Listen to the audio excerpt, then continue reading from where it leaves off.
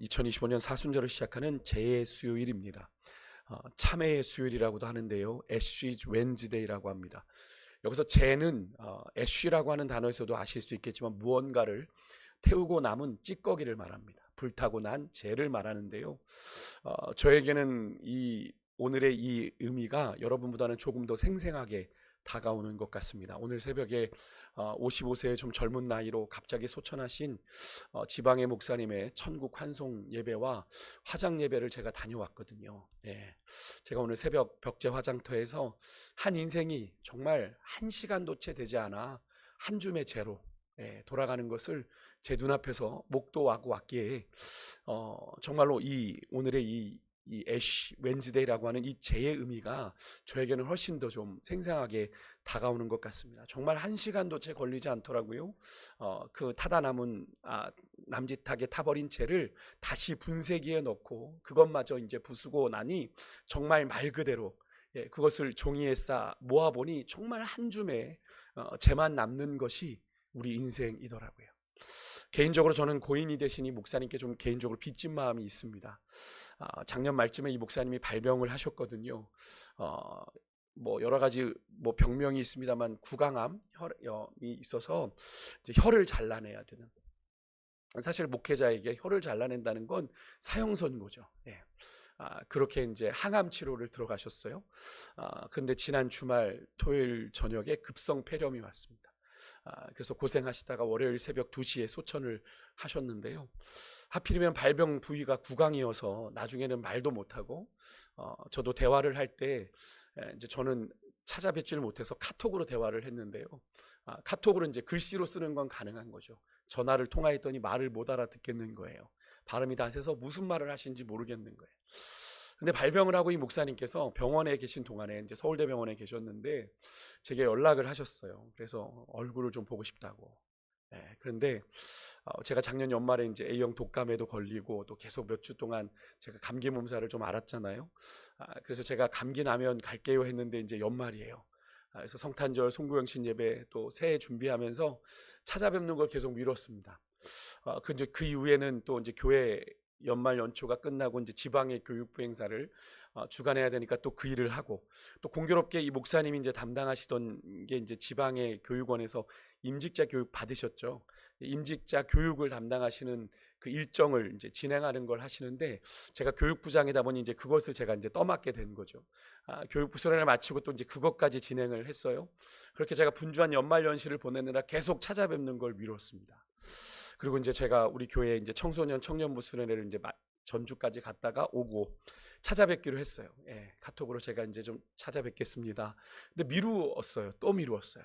제가 참 미련합니다. 또 한 주간을 미뤘는데 이 비보를 듣게 된 거죠.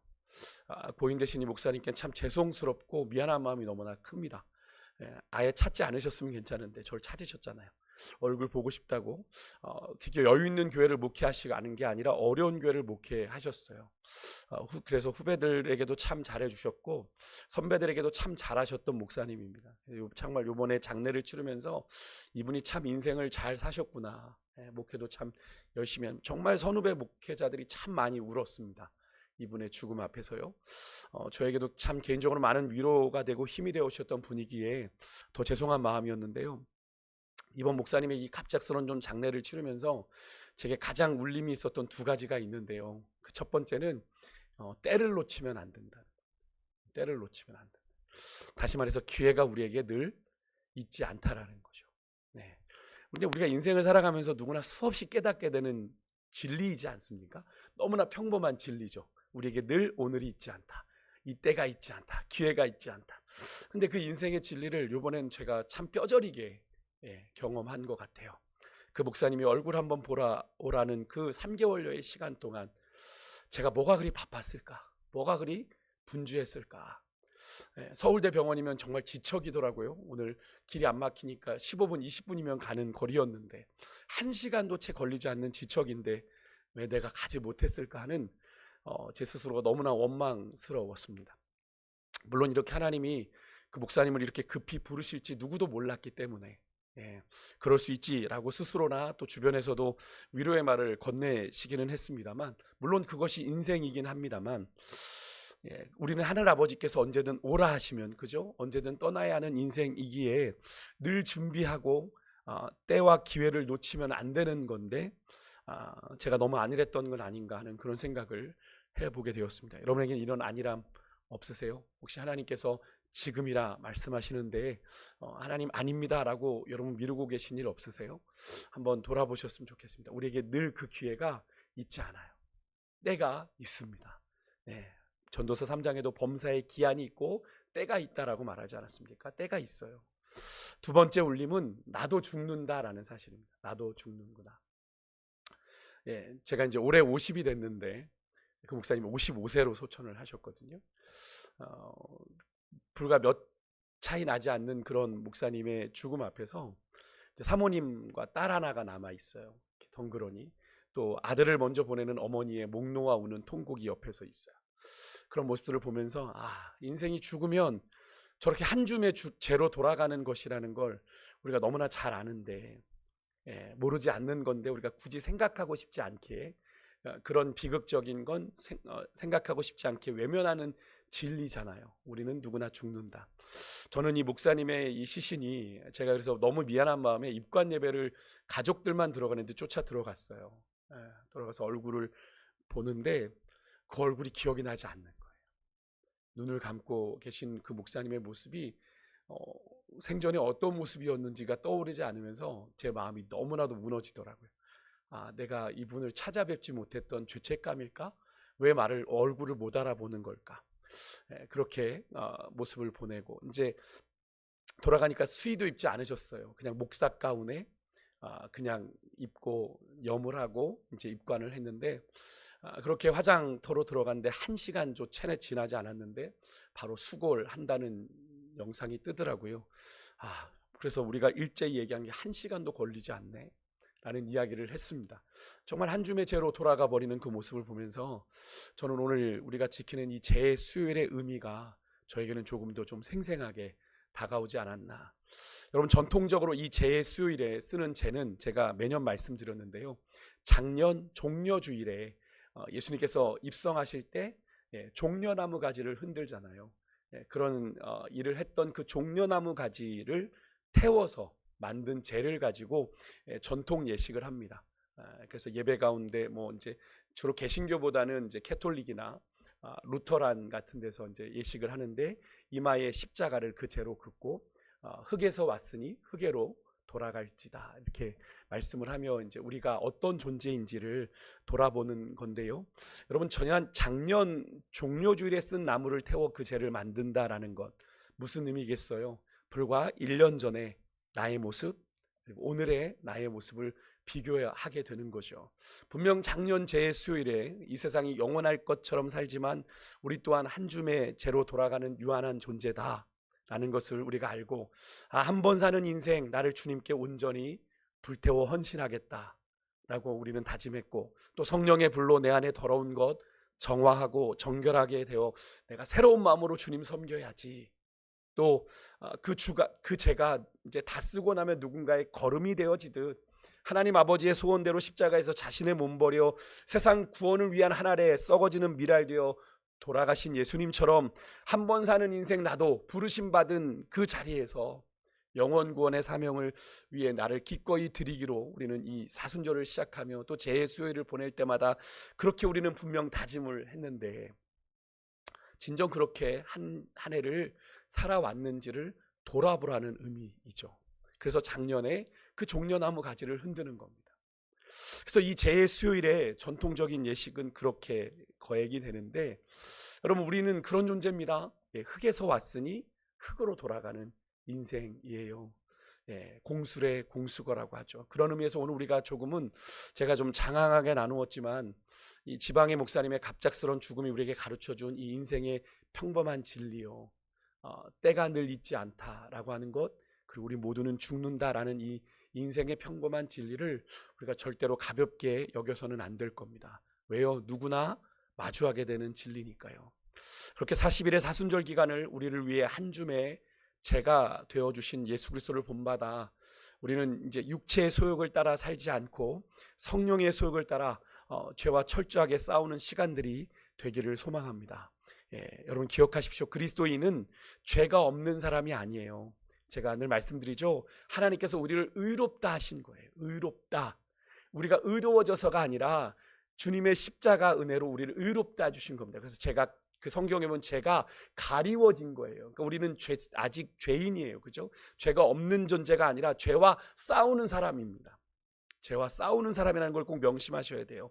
그러니까 죄는 끊임없이 우리 안에 교묘하게 우리 안에 스며들려고 합니다. 조금씩요. 우리가 물에 젖을 때 방바닥에 흘러온 물이 조금씩 내 옷을 바지를 적시고 나중에 속옷까지 적시는 것처럼 말이죠. 죄는 그렇습니다. 그렇기 때문에 우리가 깨어있지 않으면 우리는 얼마든지 죄 가운데 넘어질 수 있는 존재다. 그렇게 여러분 그것을 기억하시고 이번 사순절을 보내시는 매일매일의 시간들 속에서 매일 밤 잠들기 전에 좀 하루를 돌아보며 우리의 생각, 우리의 말, 우리의 행동으로 지은 죄들을 하나님 앞에 매일같이 하나님 내가 이렇게 돌아보니 이런 죄들을 하나님 앞에 지었습니다. 낱낱이 회개하는 그런 매일매일이 되셨으면 좋겠습니다. 그래서 하나님 은혜 가운데 우리의 거룩함을 지켜나가는 사순절의 시간이 되기를 소망합니다. 오늘은 이제 예수님의 제자 마지막 말씀이에요. 예수님의 12제자 중에 예수님을 은삼십에 팔아넘기고 스스로 목숨을 끊었던 가룟 유다, 그 빈자리를 채웠던 사람이 누굽니까? 마띠아라고 하는 인물입니다. 오늘 우리가 읽은 본문 말씀에는 예수님께서 승천하시고 난 후에 제자들이 모여서 회의합니다. 그리고 투표를 통해서 유다의 빈자리를 채우는 이야기가 기록되어 있는데요. 12제자만이 아니라 12제자를 통해서 예수님의 제자가 된 120여 명의 사람들이 다락방, 마가의 다락방이죠. 모여 비어있는 그 한 자리를 채우게 되는데 성경에선 이 12이라고 하는 숫자가 참 여러 가지 중요한 의미를 좀 가지고 있습니다. 일종의 좀 대표 숫자 같은 거예요. 구약을 대표하는 12는 뭐죠? 이스라엘의 12지파가 있죠. 신약을 대표하는 12는요, 예수님의 12제자가 있죠. 그래서 예수님께서는 마태복음 19장 28절에 세상이 새로워지는 날 예수님께서 예수님의 12제자와 더불어 이 이스라엘 12지파를 비롯한 온 세상을 내가 심판할 거다라는 예언의 말씀을 하셨고요. 계시록 21장, 계시록이 22장까지 있는데 21장에 가면 주님께서 다시 오시는 그날에 이 땅에 이루어질 새하늘과 새 땅, 다시 오시는 새 예루살렘이 이루어질 때 그 천국은 12개의 문과 12개의 기초석으로 만들어져 있는데 이 12석의 기초석 위에는 바로 우리가 지금까지 살펴봤던 12제자의 이름, 12사도의 이름이 기록된다라고 예수님 말씀하고 계십니다. 이 10이라고 하는 숫자가 얼마나 성경에서 갖는 의미가 남다른지를 우리가 느낄 수 있는 장면이죠. 그렇다면 여러분 이 12제자에서 이 유다가 빠졌으니까 누군가는 그 자리를 이제 채워야 하는 것이 마땅하기에 그 한 자리를 채우는 회의가 열렸던 것이고 이제 적절한 절차와 제비뽑기를 통해서 한 제자를 선택했는데 그렇게 선택한 사람이 마띠아라는 사람이에요. 근데 여기서 우리가 이 마띠아라는 사람을 좀 살펴보기 전에 그러면 12제자가 되기 위한 그 사도가 되기 위한 자격이 무엇이었는가를 좀 먼저 좀 살펴본다면 오늘 본문에 보니까 사도에는 두 가지 자격이 있어요. 그들이 이제 뽑을 때 두 가지 자격을 이야기했는데 먼저 우리 사도행전 1장 21절 22절 아까 읽었지만 한 번 더 좀 읽어볼게요. 같이 읽겠습니다. 시작. 이러함으로 요한의 세례로부터 우리 가운데서 올려져 가신 날까지 때에 항상 우리와 함께 다니던 사람 중에 하나를 세워. 첫 번째 여기 잠깐만요. 첫 번째 조건이 뭡니까? 예수님이 이 땅에 공생에 하시는 동안, 그죠? 요한의 세례부터 우리 가운데서 올려져 가신 승천하실 때까지 사도행전 1장까지 주님께서 우리 가운데 함께 계실 때 항상 우리와 함께 다녔던 사람 중에 선택을 해야 된다라고 얘기합니다. 이어지는 22절 보면 항상 우리와 함께 다니던 사람 중에 하나를 세워 우리와 더불어 뭘 증언해요? 예수께서 부활하심을 증언할 사람이 되게 하여야 하리라 하거늘. 학자들은 이 말씀을 근거로 사도의 또 하나의 자격은 예수님과 함께 공생애를 동행했을 뿐 아니라 예수님의 부활을 증언할 수 있는 자여야 한다. 근데 여러분 예수님의 부활을 증언하려면 예수님의 부활을 어떻게 한 사람이어야 되겠어요? 목격한 사람이어야 되겠죠. 부활하신 주님을 만난 사람이어야 되겠죠. 목격한 사람만이 증인이 될 수 있잖아요. 증인이라는 건 목격한 사람 아닙니까? 그러니까 예수님과 함께 하면서 그분이 어떻게 사셨는지, 무엇을 가르치셨는지를 보았고 그분의 가르침을 친히 받은 사람이라면 그 사람이야말로 증인의 첫 번째 자격을 가졌다 할 수 있는 거죠. 그렇게 예수님과 함께 지냈고 또 그분의 다시 사심, 십자가 죽음 이후의 부활을 목격한 자라야 이 사도의 자격이 있다라고 하는 것인데요. 예수님의 주변에는 12제자만 있지 않았습니다. 그죠? 누가복음 10장 1절에 보면 또 다른 70인의 제자가 있었어요. 그래서 예수님께서 70인의 제자를 둘씩 짝지어 전도하러 파송하셨던 장면이 누가복음 10장 1절에 나오거든요. 예수님께서 둘씩 짝지어 보냈던, 그러니까 역사가 유세비우스는 우리가 요세푸스랑 유세비우스를 참 많이 언급을 드렸는데 그 당시의 역사를 기록했던 사람들이기 때문에 그렇습니다. 마띠아가 이 70인 12명은 아닌데 이 70인 중에 한 명이었을 거다라고 증언을 하고 있습니다. 어떤 역사가가 증언을 한 것이기 때문에 어느 정도의 신빙성이 있는 이야기겠죠. 또 하나 사도의 자격 조건, 아까 예수님의 부활을 목격하고 예수님의 부활을 증거할 수 있는 사람이어야 한다고 했는데 고린도전서 15장 6절에 보면 부활하신 예수님께서 이 땅에 얼마 동안 계시고 승천하셨죠? 40일, 그죠? 40일 동안 예수님의 부활을 스스로가 증언하시고 승천하셨거든요.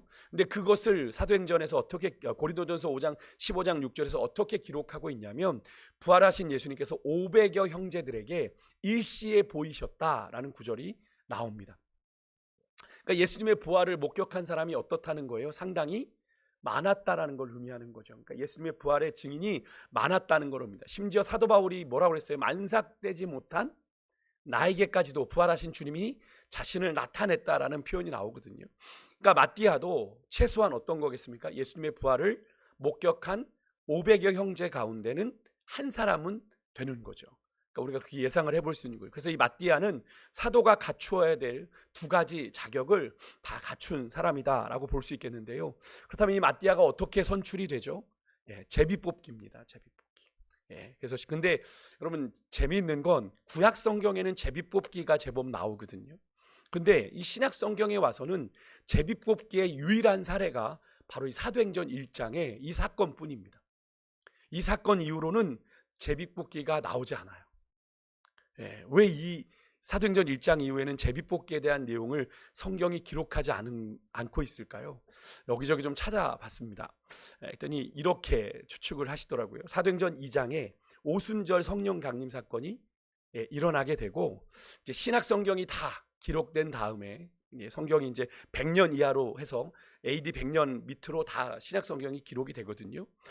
그 이제 신구약 말씀을 가지고 기도하면서 이제는 굳이 제비뽑기를 하지 않아도 어떻게 해요? 하나님의 뜻을 충분히 분별할 수 있기에 굳이 제비뽑기를 할 필요를 느끼지 않았다고 생각하게 된 거죠. 그렇게 얘기하는데 참 전 동의가 됩니다. 하나님께서 주신 말씀이 있고 기도가 통해서 우리가 하나님의 뜻을 알 수 있잖아요. 중요한 것은 우리가 그러니까 이 제비뽑기라고 하는 이 방식이 중요한 것이 아니라 이런 과정을 통해서 하나님이 사람을 세우신다라고 하는 겁니다. 잠언 16장 33절에 보면 이런 말씀이 나옵니다. 우리 같이 한번 읽을까요? 시작. 제비는 사람이 뽑으나 모든 일을 작정하기는 여호와께 있느니라. 아멘. 제비는 사람이 뽑지만 모든 일을 작정하시는 분은 누구예요? 하나님이시라는 걸 이야기하는 거죠. 비록 사람이 뽑지만 결국 사람을 궁극적으로 세우시는 분은 하나님이시다라는 걸 얘기하는 건데 오늘 본문을 보십시오. 사실 마띠아를 뽑는 과정에서 이 제비 뽑기가 중요한 것보다 더 중요한 게 두 가지가 있는데 오늘 본문에 보면 베드로가 이런 발언을 합니다. 그 형제들이 이제 모여 있는 가운데 다락방에서 일어나 이렇게 얘기하는데 구약에 나오는 시편의 말씀을 인용해요. 다윗이 말하기를 이 표현이 바로 시편이거든요. 요지가 뭐냐면 16절에 보니까 가룟 유다가 그렇게 예수 파는 자들의 앞잡이가 되어 죽은 것이 뭐라고 그래요? 하나님의 말씀대로 응한 사건이다 라고 얘기를 합니다. 하나님의 말씀, 미리 말씀하신 것이 응한 사건이다, 즉 하나님의 뜻이다 라는 걸 말하면서 20절에 그의 직분을 누가 타인이 취하게 하소서라고 하는 이 시편의 말씀대로 베드로 얘기를 이제 정리해 보면 뭡니까? 하나님의 뜻을 따라 그 가룟 유다의 빈 자리를 우리는 어떻게 해야 된다? 대신할 사람을 세워야 된다라고 제안을 하고 있어요. 뭐에 근거해서? 하나님의 말씀에 근거해서. 그러니까 이들은 하나님의 말씀 속에서 그들이 제자를 선출해야 될 이 행동의 근거와 이유를 찾고 있었던 거죠. 이 사실이 너무나 중요합니다. 여러분, 이것은 비단 제자를 선출하는 데만 적용되는 기준이요 원리가 아니라 여러분, 그리스도인으로서 우리가 예수님의 제자로서 오늘을 살아가고 있는 여러분과 저의 삶의 기준이기도 해야 하는 아주 중요한 기준이기 때문에 그렇습니다. 우리가 그리스도인으로서 우리가 행동하는, 어떤 것을 결정하는, 어떤 것을 선택하는 근거와 원리가 어디에서 나와야 돼요? 내 계산? 내 방식? 내 만족? 아니죠. 하나님의 말씀에서. 그래서 여러분, 우리가 말씀을 이야기할 때 말씀을 바이블이라고도 얘기하지만 과거에는 캐논이라고 했습니다. 캐논. 캐논이 무엇을 의미합니까? 자, 척도, 기준이라는 뜻이었습니다. 그러니까 이 하나님의 말씀이 우리 그리스도인의 삶에 뭐가 돼야 돼요? 기준, 척도, 자가 돼야 되는 겁니다. 그러니까 우리가 어떤 행동을, 어떤 인생의 문제를 선택할 때 기준이 뭐가 돼야 돼요? 하나님의 말씀이어야 한다는 거죠. 그러니까 우리가 하나님의 말씀대로 산다라는 이야기 참 많이 합니다. 그죠? 참 쉽게 합니다. 근데 우리가 습관적으로 하나님의 말씀대로 산다는 말을 하면서 좀 막연하게 우리가 생각하는 경우가 있는데, 오늘 이 사도행전의 이 사도 바울의 모습이 우리에게 그 고백의 실제적인 의미를 가르쳐줘요. 뭐라고 그랬어요? 그들이 이 제자를 새로 뽑아야 되는 근거를 어디서 찾았습니까? 하나님의 말씀에서 찾았잖아요. 여러분, 제가 새벽에도 종종 말씀을 드렸는데요, 새벽에 많이 안 오시니까 제가 여러분들이 말씀의 기준을 따라 여러분이 어떤 선택을 해야 되는데 그런 말씀을 종종 하세요. 나는 말씀을 잘 몰라서요. 나는 말씀을 잘 몰라서 어떤 선택을 해야 될지 잘 모르겠습니다. 여러분, 잘 한번 질문해 보시면, 여러분, 성경에서 예수님께서 율법의 두 가지, 율법은 두 가지다라는 얘기를 하셨어요. 뭐죠? 하나님을 사랑하는 것, 이웃을 사랑하는 것. 그죠? 그거 첫째 되는 계명, 그다음에 이것이 율법이요 선지자의 강령이다라고 말씀하신 게 뭐냐면 이것이 율법의 전부라는 거예요. 그러니까 율법에 크게 흐르는 두 가지 흐름이 있는데, 하나는 뭐예요? 하나님 사랑하는, 이웃을 내 몸같이 사랑하는. 이거 여러분이 뭔가를 결정하셔야 될 때 이게 정말 하나님을 사랑하는 일인가? 아닌 일을 생각하셔야 되는 거죠. 제가 지난 주일 예배 때도 말씀드리지 않았습니까? 근데 하나님을 사랑하는 게 입으로만 사랑하는 게 아니라 뭐예요? 마음을 다하고 뜻을 다하고 힘을 다하고 목숨을 다해 하나님을 사랑하는, 내 전부를 들여 하나님을 사랑하는 것에 부합하는가? 그러니까 우리가 똑같이 뭔가 사업을 하고 뭔가를 하더라도 그 기준, 궁극적인 그 목적을 위해 사업을 하고 그 목적을 위해 직장을 다니는 사람과 그냥 내가 잘 먹고 잘 살고 내가 이 땅의 삶을 영위해서 직장을 다니는 것과 사업을 하는 것과는 다를 수밖에 없다라는 거죠. 내가 그것을 마음에 온전히 품고 있는가 하는 질문에 우리가 질문해 본다면 내가 어떤 것을 선택할 때 분명히 중요한 기준이 될 수 있는 거죠. 내가 이웃을 섬기고자 함이 있는가? 그 질문을 던지게 되면 이 두 가지를 가지고 여러분들이 한번 여러분의 삶의 기준들을 세워본다면 좋겠습니다. 그래서 이 말씀에서 근거를 찾았잖아요.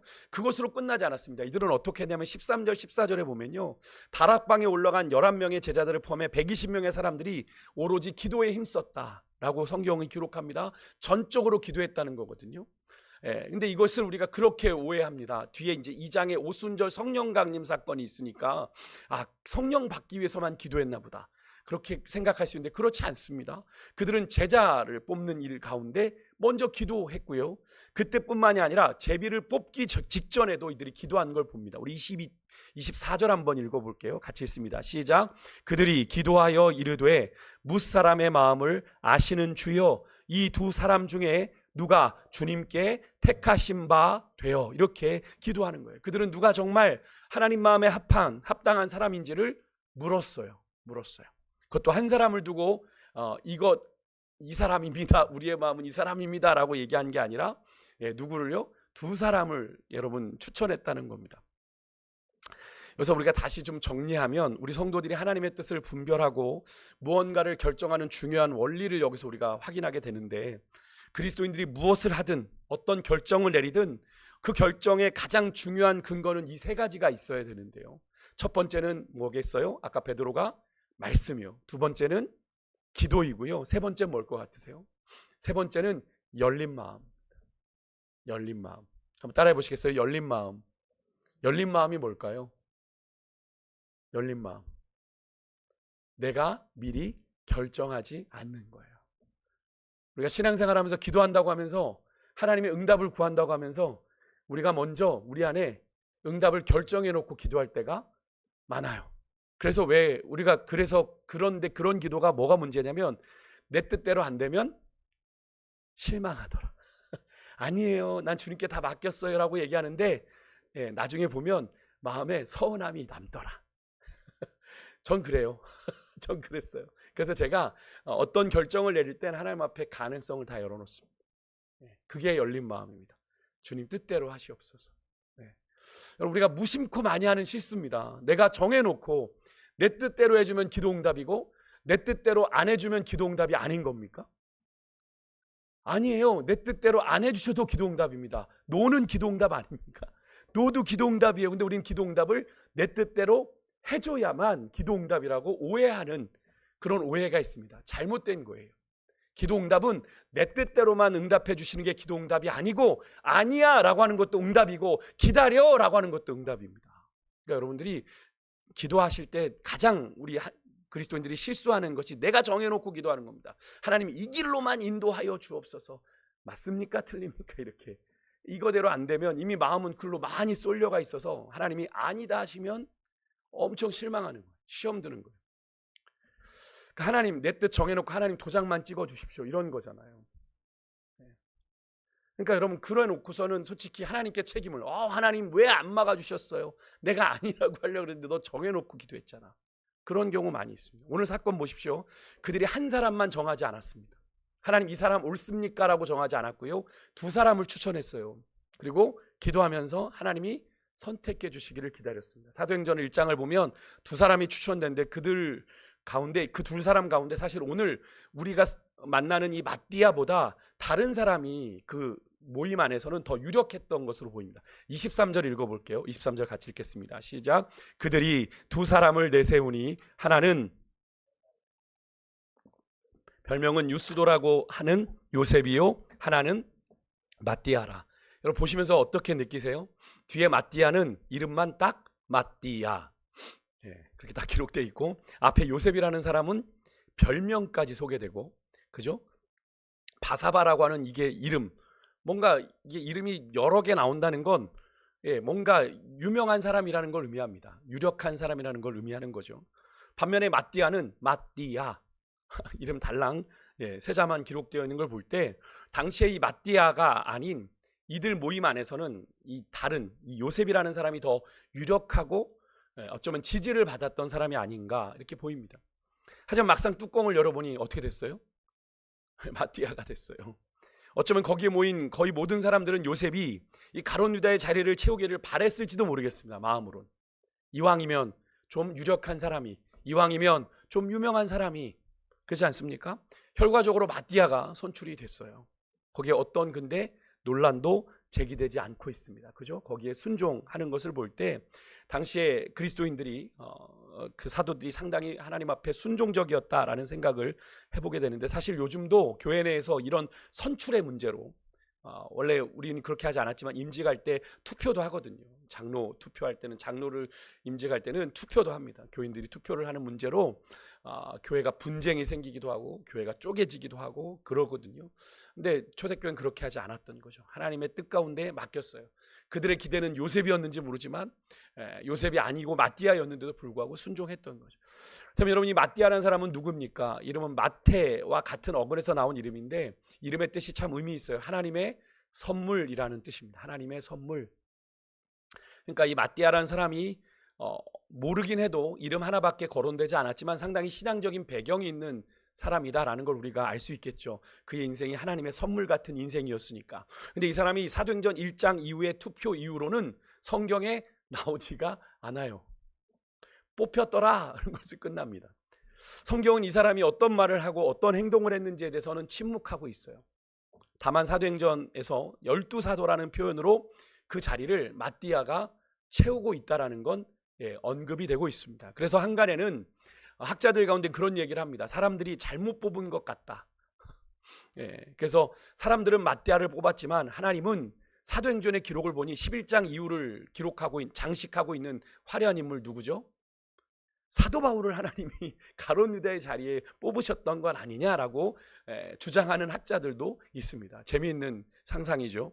근데 여러분, 그렇다면 사도행전 1장에서 이 마띠아가 선출되는 이 과정을 그렇게 길게 다룰 이유가 있었을까요? 저는 다른 예수님의 제자들을 우리가 살펴보면서 여러분 쭉 느끼셨겠지만 12제자의 목록에만 이름이 있을 뿐 사실 성경에는 흔적도 없는 예수님의 제자들이 생각보다 많았어요. 그죠? 그래서 그냥 이름이 있는 몇 군데를 저희가 구절을 찾아보고 추측했던 성경의 예수님의 제자들이 많지 않았습니까? 베드로는 정말 차고 넘쳤는데, 그런 것을 보았을 때 이 마띠아 또한 성경에는 많이 언급이 되지 않았지만 그의 역할을 초대교회 시절에 이 12사도 가운데 한 사람이 되어서 충분히 감당했을 거다라고 우리가 생각을 할 수 있겠는데요.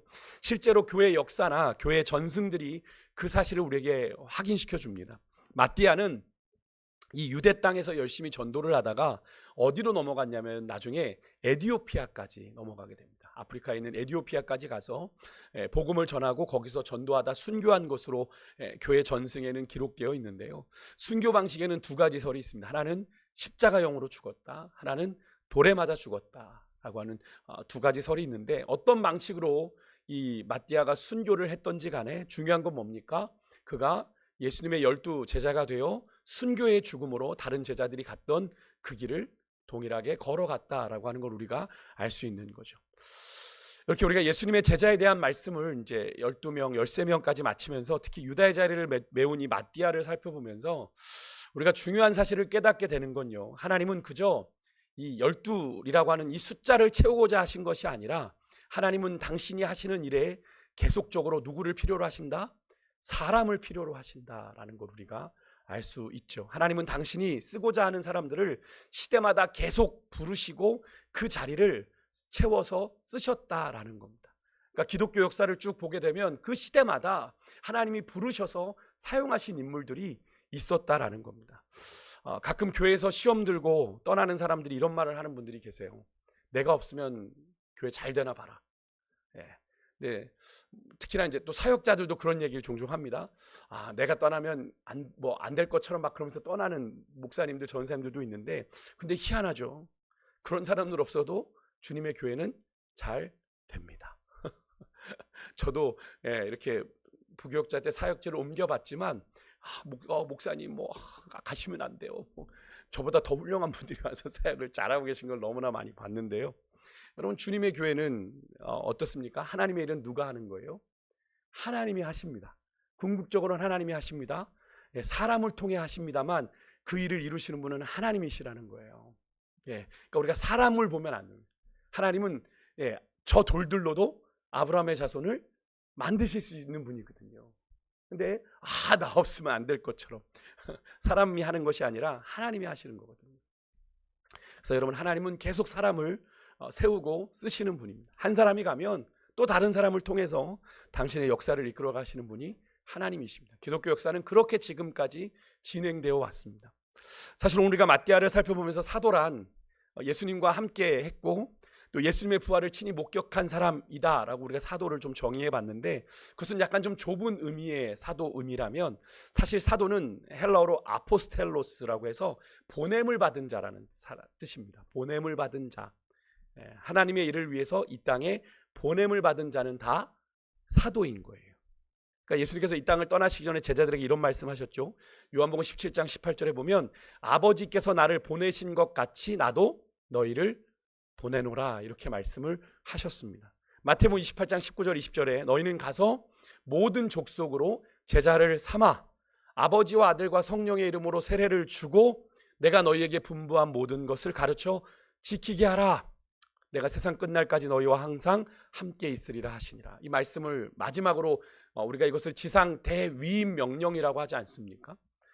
이것은 하나님께서 부르심 자들을 통해서 이루고자 원하시는 궁극적인 사역이거든요. 그러니까 좁은 의미로는 사도라고 하는 게 예수님의 12제자를 의미하는 거겠지만 넓은 의미로 볼 때는 여러분과 저도 어떤 존재예요? 주님이 보내신 사도라는 거죠. 우리가 부르신 가정에서, 일터에서 우리 삶의 현장에서. 그러니까 하나님은 우리 또한 여러분과 저 또한 하나님께서 보내시고 사용하기를 원하신다라는 사실이에요. 그러니까 우리가 살아가는 삶이 그냥 살아가는 삶이 아니라는 걸 우리가 늘 기억해야 됩니다. 그러니까 그냥 하루하루 그냥 적당히 살아가다 마치는 인생이 아니라 우리에게는 목적이 있다. 분명히 이유가 있다. 하나님이 우리를 세상 가운데로 보내셨다. 그래서 성도는 세상에서 불러냄을 받아요. 불러냄을 받아서 구별된 존재입니다. 그런 하나님께서 거룩하게 성령으로 인치시고 구별하셔서 다시 세상으로 보낸 존재가 성도입니다. 예수 믿고 구원받은 우리가 여러분 세상에서 불러냄을 받았고요.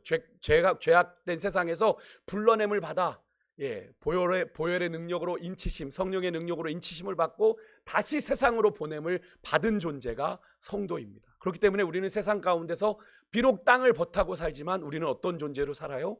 구별된 존재로 살아가야 된다라는 겁니다. 그러니까 세상 사람들은 이 땅이 전부라고 생각하니까 이 땅에서만 잘 되는 것으로 끝나면 되지만 우리는 아니라고 말씀을 드렸잖아요. 지난 주일에. 그죠? 우리는 천국의 소망이 있는 존재로 살아가야 되거든요.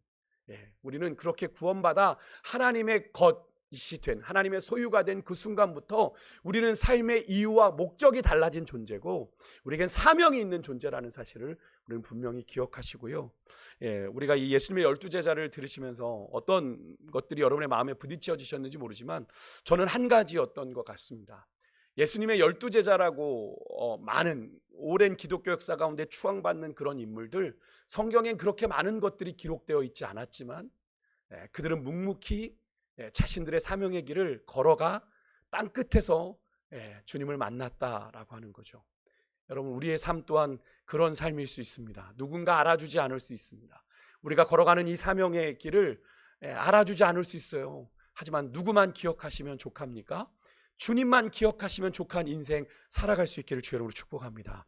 사람의 인정, 사람의 기쁨을 구하면 사도 바울이 그랬죠. 나는 하나님의 종이 아니라 사람에게 좋게 하랴, 하나님께 좋게 하랴. 내가 사람의 것을 구한다면 나는 하나님의 종이 아니라. 여러분은 사람의 종이십니까? 하나님의 종이십니까? 하나님의 종이죠. 우리는 하나님이 보내신 자들입니다. 그러니까 누가 뭐라고 해도 당신이 무슨 권세로 그러하시오? 나는 하나님이 나를 보내셨습니다. 그런 사명으로 우리가 살아가야 될 소명이 있다라는 걸 여러분 기억하시고, 우리를 세상 가운데 그렇게 보내신 건 아까도 읽어드렸던 마태복음 말씀처럼 제자를 삼아 구원하기 위한, 영혼들을 구원하기 위한 존재로 여러분 부르심 받았다는 사실을 여러분 기억하시고, 우리가 그렇게 믿음의 부르심을 따라 남은 여생을 주 안에서 살아가는 여러분과 제가 될 수 있기를 주 이름으로 축복합니다. 우리 찬송가